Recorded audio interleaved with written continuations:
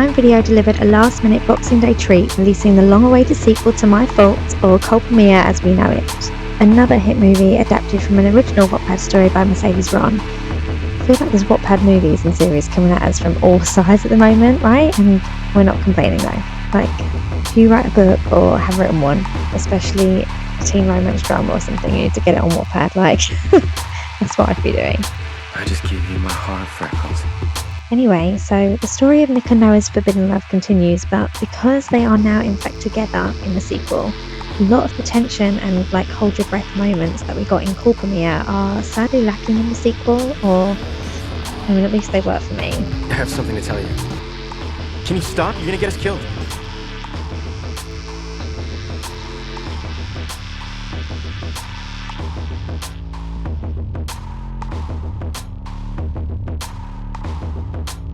I just lost control when he told me that. I feel like it's worth mentioning that I haven't read the books. I prefer to watch the film and then read the book because there's always so much more detail in the books, and so I don't like to read it and then have high expectations of the movie because I feel like that's almost setting myself up for disappointment. But this trilogy is definitely on my list of books to read. So, as I was saying, I don't know what the book's like, but the film just has so much going on.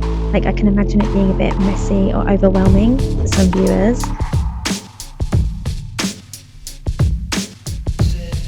There's multiple storylines happening the entire time, which you may think would add some depth to the story, but I just think there's just too much or too many different storylines going on. Obviously the whole time is Nick and Noah constantly trying to overcome everything that's thrown at them.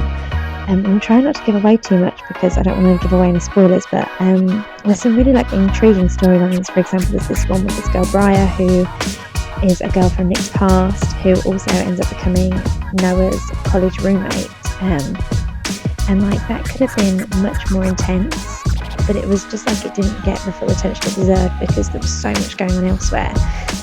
For example, there's their best friends have a storyline, Nick's mum returns, there's other love interests that are thrown into the mix to try and get Nick and Noah away from each other, and that's not even just it, and that's 3. And there's still all the other stuff, the gangs, the drugs, the street races, fights, all that stuff as well, so it is a lot to keep up with.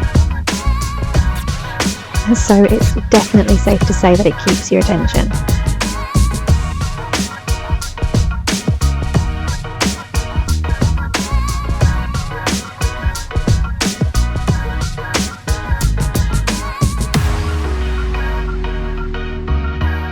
Why don't you trust me? Lie to me once more and we're over.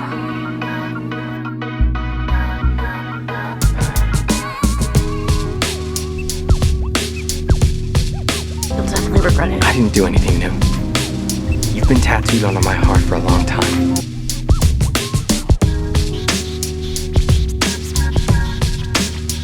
Promise me you'll still be here when I get back. It feels like we're saying goodbye.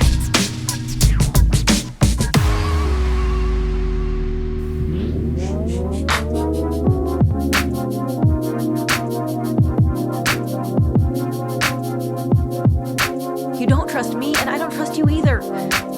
So, as you can see, Culpa Mia 2, or Culpa Tuya, as it's known, I genuinely had to Google how to pronounce that correctly, so I hope I'm doing it right with Culpa Tuya. But it definitely has its moments, and if you're a fan of the first one, there's still a lot to enjoy here, but for me, it didn't quite have the same magic as the first film. And that being said, all the original topics are still there. Those toxic love, the red flags, the jealousy, it's all in there.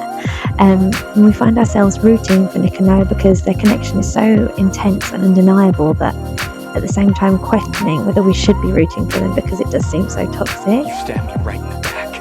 It's one of those dynamics that's quite fascinating to watch, but also makes you question everything at the same time. With all that being said, head over to Prime Video now and watch Your Fault, Culpa Mia 2, Culpa Tuya, whatever you want to call it. Head over there, watch it now, and let me know what you think.